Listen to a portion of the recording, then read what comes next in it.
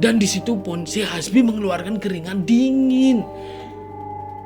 Dan dia pun bahkan sempat menangis. Tetapi dia tidak mengeluarkan suara, hanya mengeluarkan air matanya. Karena itu betapa saking takutnya dia pada saat itu. Halo, assalamualaikum warahmatullahi wabarakatuh. Ketemu lagi dengan saya Doni. Oke, jadi kali ini saya bikin video itu jam 5 pagi. Mohon maaf jika nanti ada banyak suara ayam berkokok tuh. Apa kabar semuanya? Semoga kalian baik-baik saja dan dilimpahkan rezeki serta diberikan kesehatan. Amin. Oke, jadi untuk cerita kali ini saya bakalan membawakan cerita yang dikirim oleh teman saya lagi dan ini merupakan kisah nyata. Namun seperti biasa nama dan tempat sudah saya samarkan demi keamanan dan kenyamanan bersama. Tidak usah panjang lebar. Seperti apa ceritanya langsung saja kita dengarkan.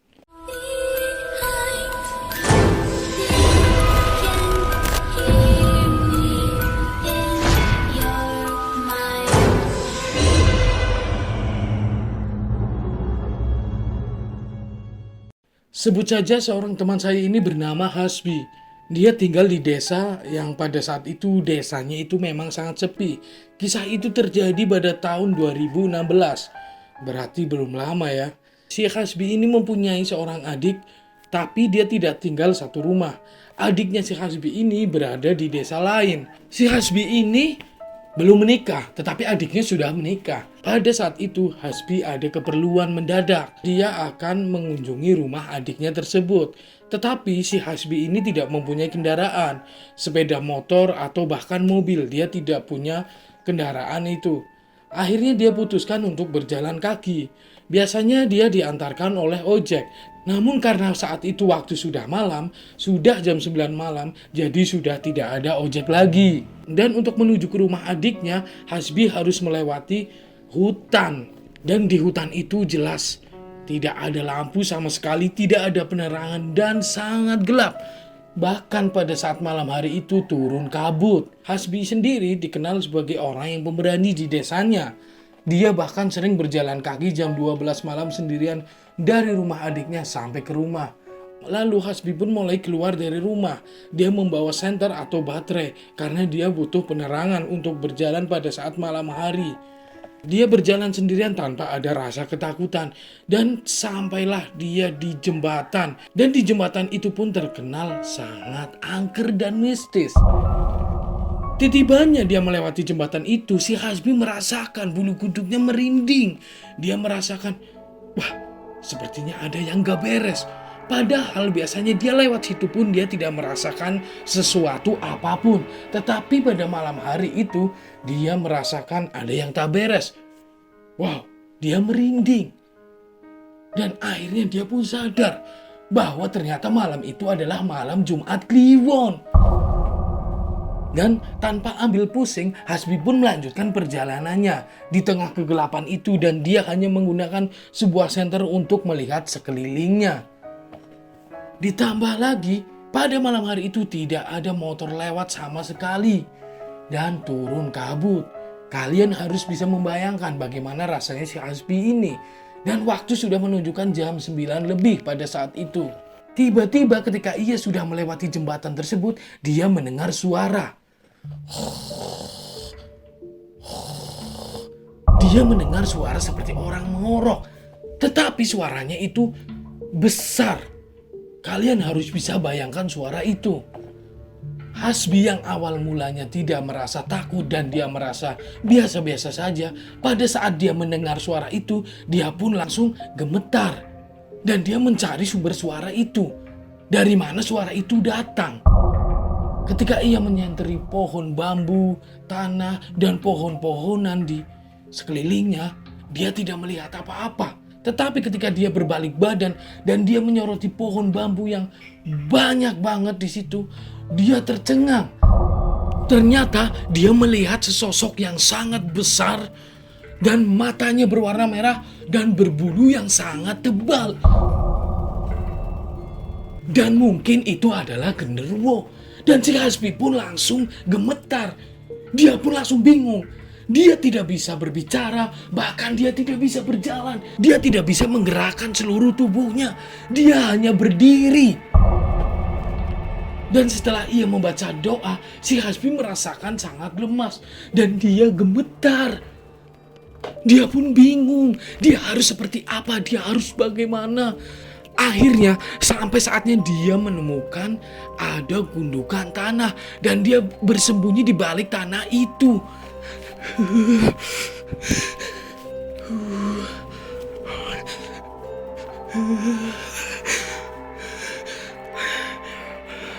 Dan dia pun bingung. Dia ingin melanjutkan perjalanannya, tetapi dia tidak mungkin karena dia sudah merasakan lemas. Dan dia ingin kembali pun dia tidak mungkin karena sesosok genderuwo itu masih ada di depannya. Dan dia pun sempat melihat, dia mengintip genderuwonya sedang mengarahkan kepalanya ke kanan dan ke kiri seperti mencari sesuatu dengan tetap mengeluarkan suara.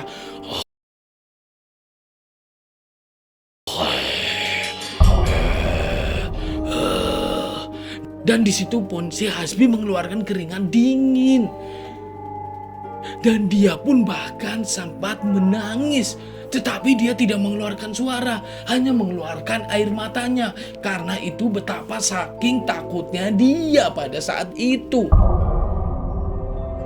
Akhirnya pun dia mengintip lagi. Dan di situ dia sudah tidak melihat sesosok atau penampakan genderuwo itu. Dan akhirnya dia putuskan untuk kembali pulang ke rumah dan membatalkan perjalanannya menuju kampung adiknya. Dia pun lari terbirit-birit. Sesampai di rumah, bapaknya pun bertanya kepada si Hasbi, "Loh, kowe kok melayu?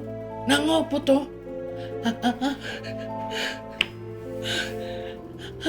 Namun si Hasbi masih gagap.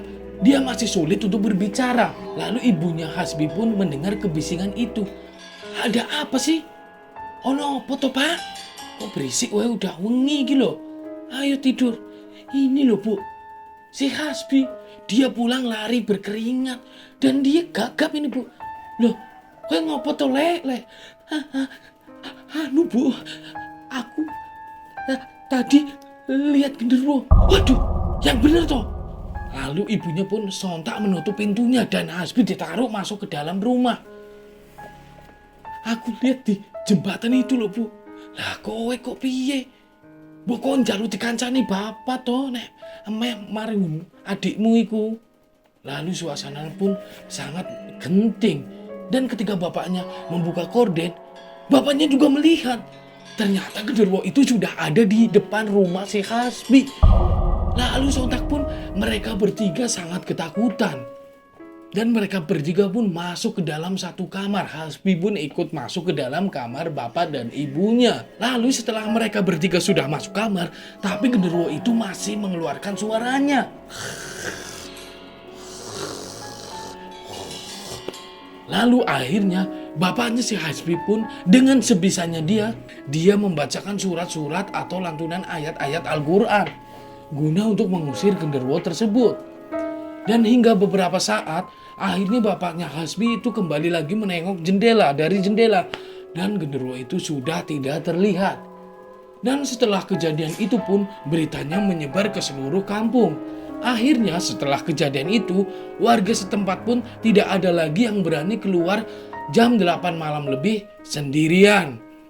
Dan terakhir, ada juga tukang ojek katanya yang ditakut-takuti atau dia melihat penampakan genderuwo itu sedang duduk berada di jembatan.